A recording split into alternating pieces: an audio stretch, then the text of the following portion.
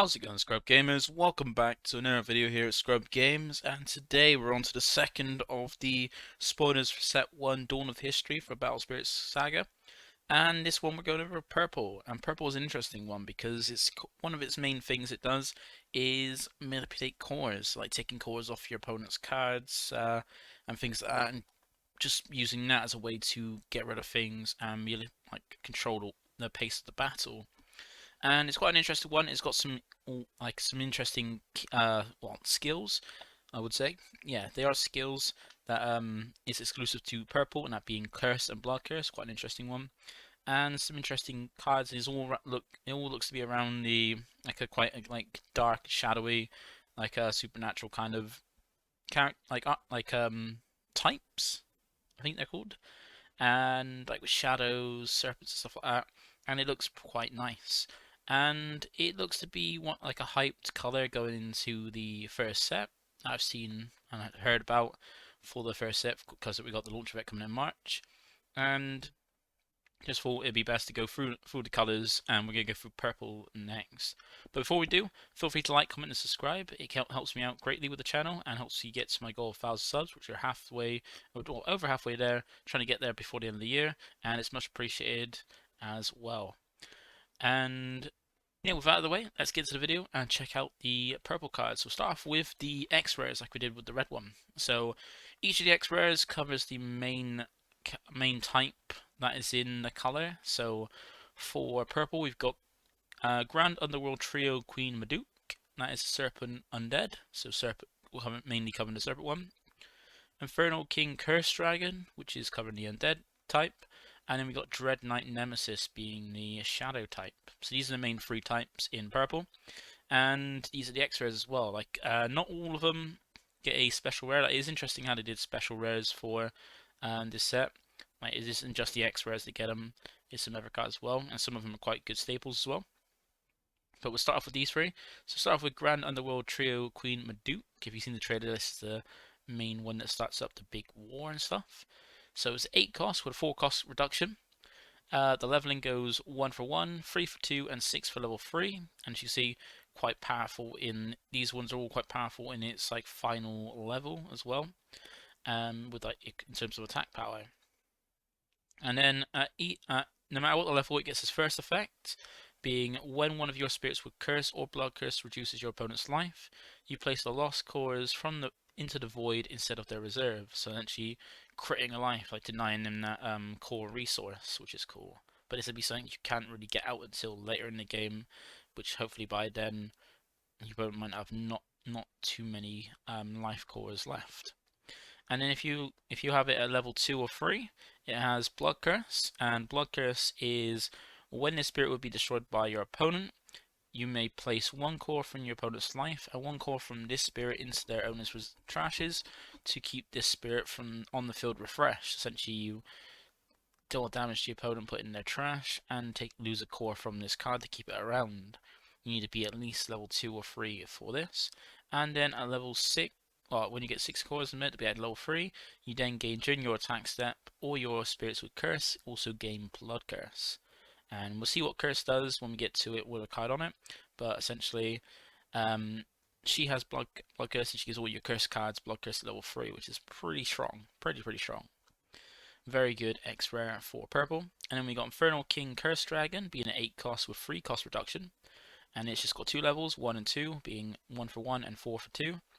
And then when summoned, if it's at level 1 or 2, you remove 1 core from each of your you move 1 core each from all other spirits and place them into the owner's reserves.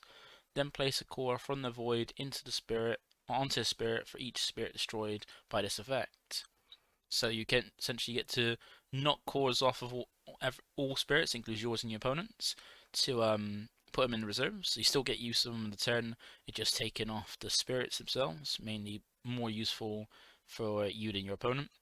And then if you kill anybody by this effect, taking 1 off, then you get to ramp cores from the void to itself to give you more cores, like core ramping. And then when the spirit attacks, if it's level 2, select one of your opponent's spirits, remove all but 1 core on it, and place them into the reserve. So it helps you with attack with this, put your opponent's spirit down to only have 1 core on it, then use something else to take a core off it to then finish it. It's a nice little way in of a thing that purple like excels in doing is core manipulation like that. And then we have Dread Knight Nemesis, being a 7 cost, 3 cost reduction, when its levels are 1 for 1, 3 for 2, and 6 cores for level 3. And when a spirit attacks at any level, select one of your spirits. You may destroy it to activate one of the following effects. Out of 2, you either get to select one of your opponent's spirits and place up to 2 cores from it into the reserve, so knocking 2 cores off of your opponent's spirits back in the reserve, or you get to draw 2 cards. Either effect's pretty good. It can either go whichever way you want, whichever effect suits you in the situation. And then when it's destroyed, if it's at level 2 or 3, your opponent selects one of their spirits and destroys it. So a nice little eye for an eye kind of effect. So there's the X-Rares, quite strong for each type. Like Grand Underworld Trio is a very, very strong one. And Infernal King Curse Dragon is quite a nice one to get a kind of almost get a board wipe, because I think there's a combination you could do that's quite strong with it. And you need to put 1 marker, so it's going to cost you 6 to play that out, so it's quite costly, but still, board wipe is pretty nice. So start off with some of the Serpent cards. So we'll start off, we got these 3, being King Snake, Quetzalcoatl, I think, and then Pandemium of the Dark World 7. So Dark World always reminds me of Yu-Gi-Oh! With the Dark World cards, and we got Bifon. So these little snake guys, even though the middle one doesn't look like a snake. So we'll start off with King Snake, being a 5 cost with 2 cost reduction, and its levels is just 2 levels, 1 for 1 and 3 for level 2. And when summoned, if it's at level 1 or 2, select a spirit with Curse or Bloodcurse in your trash and return to your hand. So get back some so your Curse or Bloodcurse cards from your drop. This could up Duke or anything with anything that has Curse on it, which is quite cool. Nice little one. Does cost 3 to play though, and at least 4 total, being 3 to play and 1 to keep have at least 1 core on it. And then when a spirit attacks, if it's at level 2, select one of your opponent's spirits that has 1 core on it and destroy it. So once again, it works very well with purple. Be able to manipulate cores on cards, put your opponent's spirits down to 1, and then swing with this to then kill it, which is quite nice. Then Pandemium is an 8 cost with 3 cost reduction. Its levels go 1 for 1, 2 for level 2, and 6 for level 3, so quite a lot to get to level 3. And then when it's destroyed, well, all of its effects are when destroyed, and if it's at level 1, 2, or 3, you get to select one of your opponent's exhausted spirits and destroy it. And if it's at level 2 or 3, you get to select one of your opponent's refresh spirits, remove 3 cools from it and place it into reserve. And if it's at level 3, you get this, both players must discard 5 cards. Yeah, both players discard 5 cards. So they're all destroyed, so you literally just level up to level 3, let it be destroyed and get all these effects, but then you only get certain effects depending on the level. Quite interesting, but still costly, because you still got to pay at least 5 to play it, because you only get a 3 cost reduction, and then so it costs 11 just to get the full 6 on there, which is a lot just for 1 spirit, even over turns. And then we have Bifon being a 3 cost, one soul with 1 cost reduction. Only 2 levels, 1 for 1 and 2 for level 2. And when this card attacks either level, you draw a card if it has a spirit. If you get to draw a card if this spirit has a soul core on it. So you get to just draw either level as long as you have a soul core on this card. Not too bad. At least cost at least 3, 2 cost for the card if you got the reduction, and 1 for at least level 1 to trigger the effect. Then we have the next 2 serpents. So we got Boa Trickster and Magic Swordsman Dragonaga. So Boa Trickster is a 3 cost, 2 cost reduction, so it can be as 1. And its levels are 1 for 1, 2 for 2, and 6 for level 3. And at either level, when the spirit attacks, it gains Curse, or it has Curse, which is if one of your opponent's spirits blocks, you destroy it at the end when the battle ends. So that's nice, where even if this spirit dies from the combat, you at least take out whatever blocks it, which is quite cool. A nasty thing to have in purple, and makes your opponent think twice about blocking. And then Magic Swordsman is a 3 cost and 1 cost reduction. Only 2 levels, 1 for 1 and 2 for level 2. And then when summoned at either level, you draw a card if you spend a soul core as part of this card's summoning cost, which is not too bad, spending the soul core, because you're going to get it back nonetheless, like you do with most of your cores when you pay for things. Then we got the last 2 serpents, being Chain Viper and Skeleviper. So Chain Viper is a 4 cost 2 reduction, which is a skillless, just 2 levels, 1 for 1 and 3 for level 2, and only 5 cost, 5k at level 3, which is not too bad. And Scale Viper is also skillless, being a 5 cost, 2 cost reduction. So these 3 costs, so this one's a little, quite a bit costly for a skillless. And its just levels just 1 for 1, 3 for level 2, and 6 for level 3. So getting level 3 on this is still very costly for a skillless. Not that fantastic. Then we move on to the Undead. So there's only 3 cards for the Undead in the main set. And we got Dark Bishop Baculus, Bone Scout, and Scythe Jewel. So Dark Bishop's Baculus is a 6 cost, 2 cost reduction. 3 levels, being 1 for 1, 3 for 2, and 5 for level 3. And any level, when summoned, you remove all but 1 core from all the spirits and place them into reserves. So this is something you can do with the Curse Dragon to get a board wipe. You can play this out first, at least at level 1, to knock all but 1 core from all spirits and place them into reserves, and then play out the Thunder Dragon, the Curse Dragon, sorry, to then knock all that 1 core left on all spirits off, and then ramp a load from the because you've killed a load with just removing the last core on the spirits. It's a nice little combo there, very costly, but still in a pinch if you need to wipe out a large board and try to set the thing back, you've still got that. And it all goes to reserves as well, so even though you're paying to play this, you're getting it back to reserves, so you're not losing anything apart from the cores you pay for the cost. Then we have Bone Scout, so it's purple's 2 cost skillless that comes in for free because it's got a 2 cost reduction, and its levels just go 1 for 1, 2 for 2, and 6 for level 3. So quite costly, 6 cores just to get 5,000 power. It is not great, but still it can be paid for free to just have a swing if need be. And we got Scythe Jewel, another skillless that's free to play, being a 3 cost reduction, and only 2 levels, 1 for 1 and 4 for level 2, which is not amazing, but still, these both come in for free. And then onto the shadow cards. So we got Beldegor of the Stark World 7, Dark Knight Mordred, and Dark Knight Palladimes, I think. I'm not sure. I'm not good with names in this. But we got Beldegor, be it a 3 cost with 1 cost reduction. Only 2 levels, 1 for 1 and 3 for level 2. And he's got a skill. He's got Immortal, which is another skill that seems to be just for purple. Being Geneva plays attack step, Immortal would cost 4 or 5, and what that means is you may summon this spirit card from your trash when one of your ever spirits that costs 4 or 5 is destroyed.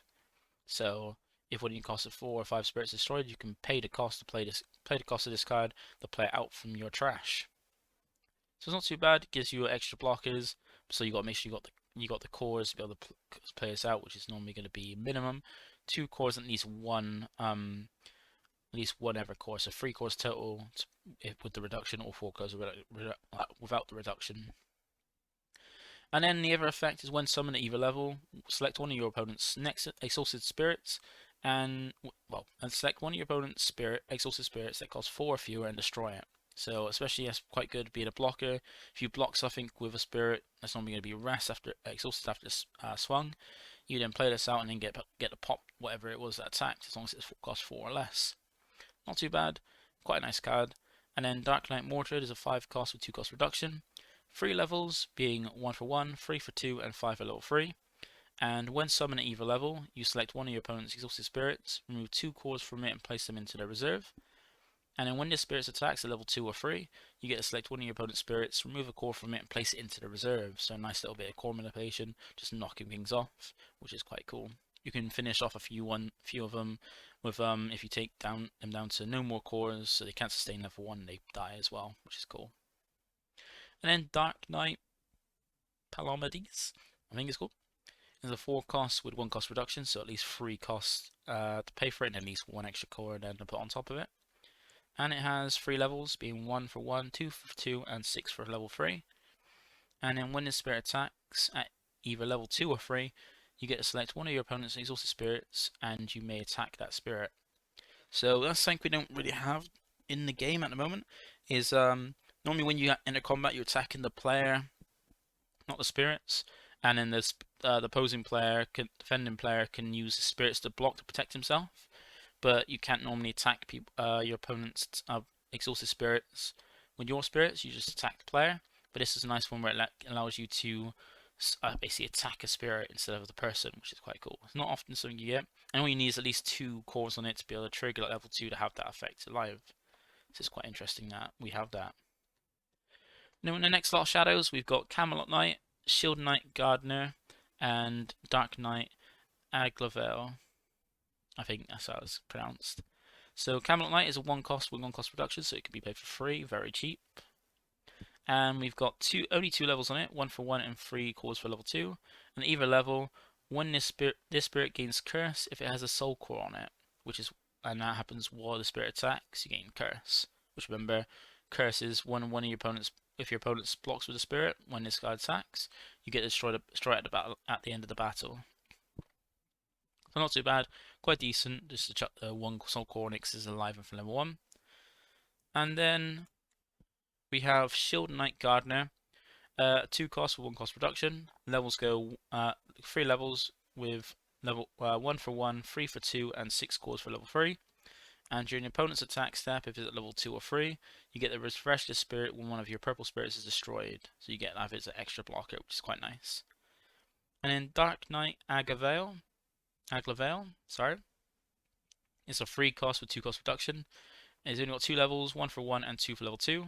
And when destroyed at either level, you draw a card if this card has a soul core on it.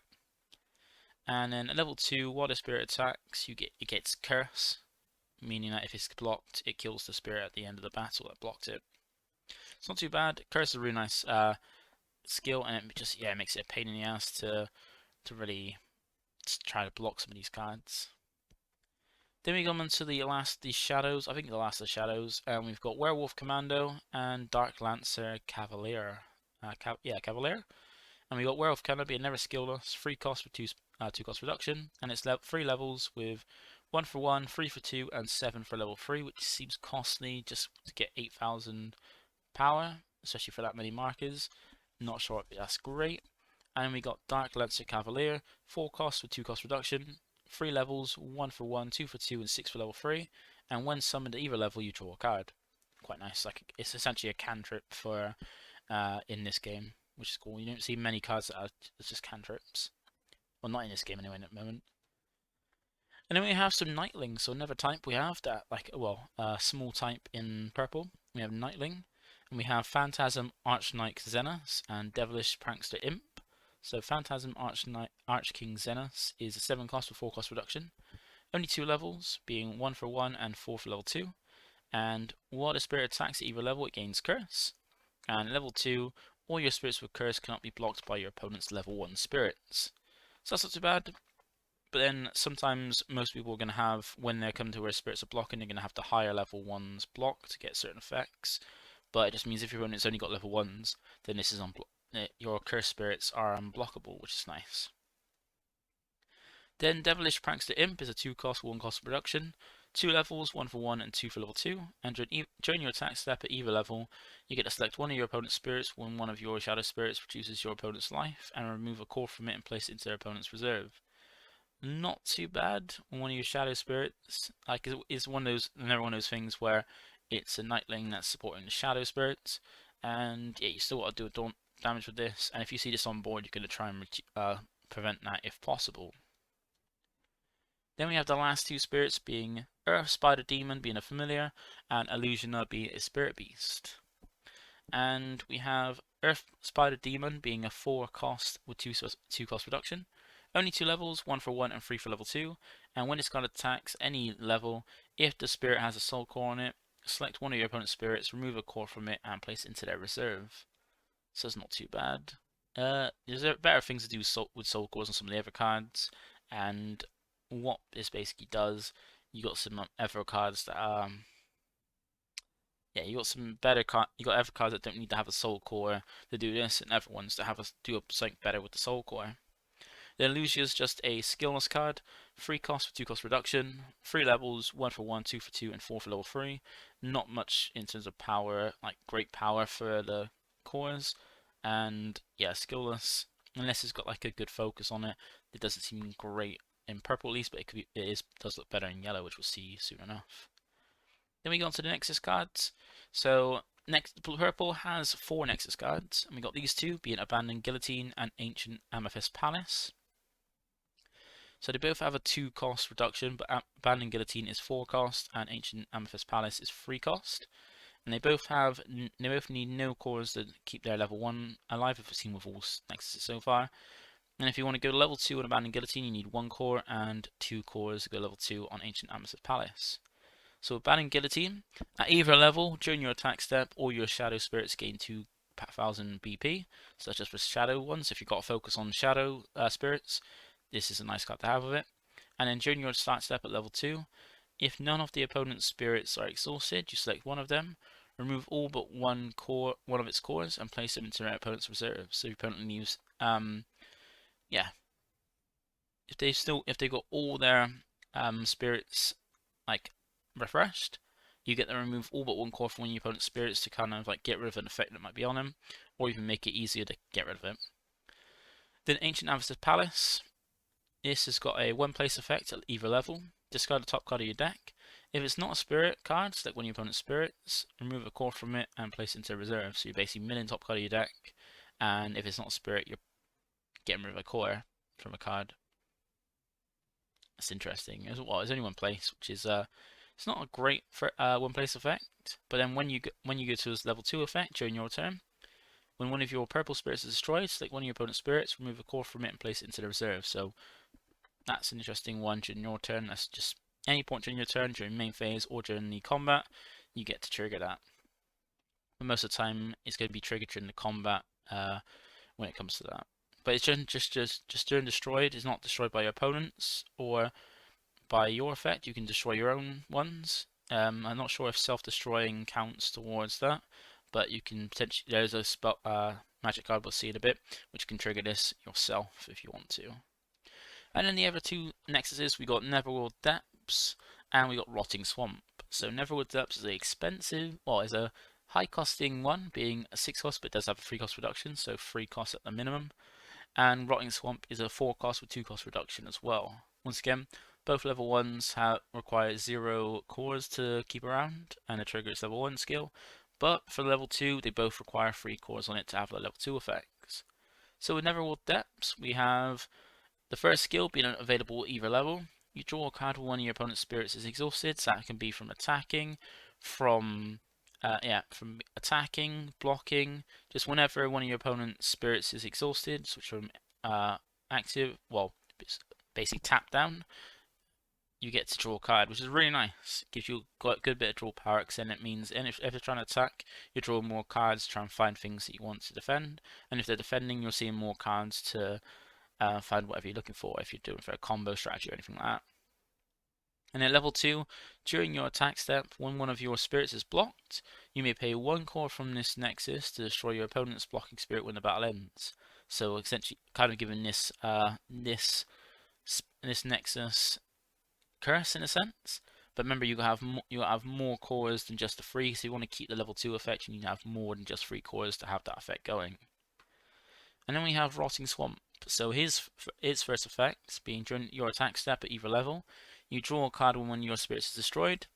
Quite nice. So with these 2 together, you can draw a lot of cards from your basically just swinging at your opponent, because they're either blocking and defending themselves and drawing a card, or blocking and killing your spirits and then giving you a card. And at level 2, it's got an effect of once per turn when one of your serpent spirits would be destroyed. You can discard a card to return it to your hand instead. So it's nice if you want to keep hold of one of your serpent spirits that you don't want to lose to the trash. Get it back to your hand to play again. So that is the nexuses. Then we go on to the magic cards. So I think there's 5 magic cards for purple as well, just like there was with red. And we start with the first 3 being Deadly Balance, Burst Venom, and Poison Mist. So Burst Venom is the one that has burst. I think there might be another one that would burst in this. But we'll start off with the go from left to right, like we've been doing. So Deadly Balance is a 3 cost with 2 cost reduction, and it's just got a main flash effect, which is your opponent selects one of their spirits, then selects one of your spirits, destroy both spirits. So this is how you trigger that nexus we saw, where you can KO your own spirits yourself, to then knock markers off your opponent's spirits. And it's a really nice one, because then if your opponent's got very few spirits on board, you get to kind of force them to KO, like destroy something that they didn't want to destroy, or if they're into a position where they got 1 rested, 1 exhausted, and 1 refreshed, and you go to swing, you can use the effect. So say, do you want to lose the one that's in rest or lose the one that's refreshed? And kind of give him a bad choice when you've got a better choice because you've already played something that you don't mind getting rid of. So that's a really good magic card. And then we got Burst Venom, which is a 4 cost with 2 cost reduction. Its burst effect is when your opponent destroys your spirit. You get to select one spirit, remove all but one core from it and place it into their owner's reserve. And then you can pay this card's cost to activate its flash effect. And its main/flash. You select one spirit, gains 2000 BP during its turn. So we see a lot on the things, just nice little magics that help with combat. And then Poison Mist is a 5 cost with 3 cost reduction, with 2 skills. First one being just a main effect, which during this turn, all your spirits with curse gain the following effect. When this spirit attacks, select one of your opponent's exhausted spirits. You may attack that spirit. So this is a nice way if you want to get rid of the opponent's spirits that they keep attacking with, that they don't leave there to block, and you want to get rid of it, stop it from attacking. I don't want to waste trying to block them. Then you can force your spirits to be able to, with curse, to be able to attack your opponent's exhausted spirits. Something we haven't seen with the other colours, which is quite interesting. Then its main/flash effect is select one spirit. It gives 3000 BP during its turn, so battle tricks essentially. Then we come down to the last 2 cards for purple in the main set, and that is Core Theft and Dark Matter. So Core Theft is a 4 cost with 3 cost reduction, so it can be used for as little as 1 core. And it's got a main flash effect, which is select one of your opponent's spirits, then discard any number of cards and place 1 core from that spirit into their trash for each card you discarded. So if you've got a huge hand, you can get rid of every single core on a card. But if you only got a few, you can even use this as a way to just ditch cards in your hand that you don't want in your hand or you don't care about, to then lower the cores, which can impact the levels on the card. So lose certain effects that would be active at higher levels. And then you have Dark Matter being a 4 cost with a 2 cost reduction. It's also got a burst effect when you lose a life. You select a spirit that costs 4 or fewer from your trash and return it to your hand. So that's quite nice, being able to grab a spirit back from your trash that's 4 costs or less. And you also get to pay this card's cost to activate its main effect. And its main effect is selecting an exhausted spirit that costs 4 or fewer and destroy it. So destruction, and also grab something back when you lose a life. Even though looks like an interesting one, there are better burst effects that activate when you lose a life, and we'll see when we get to white in the next one, like just one of the best ones in the set. So that's it for purple. Purple looking quite interesting, quite nice, quite annoying with the whole core manipulation, because one of the big things about that is if you need a certain amount of cores on a spirit to be at a certain level for a certain effect, then core manipulation can help lessen the cores on the spirit to lose that level, go down a level and lose an effect, which could be very impactful to a strategy or opponent's turn, which is going to be annoying to play against and will kind of make you, when you play against purple, want to put more cores that you actually need on a spirit, just to make sure that even if they lose a spirit, they still keep their effect that you want to put on them. But that is it for purple today. So thank you for watching. Feel free to like, comment, subscribe, and come back next time where we cover white in the tournament history for a set. Bye for now.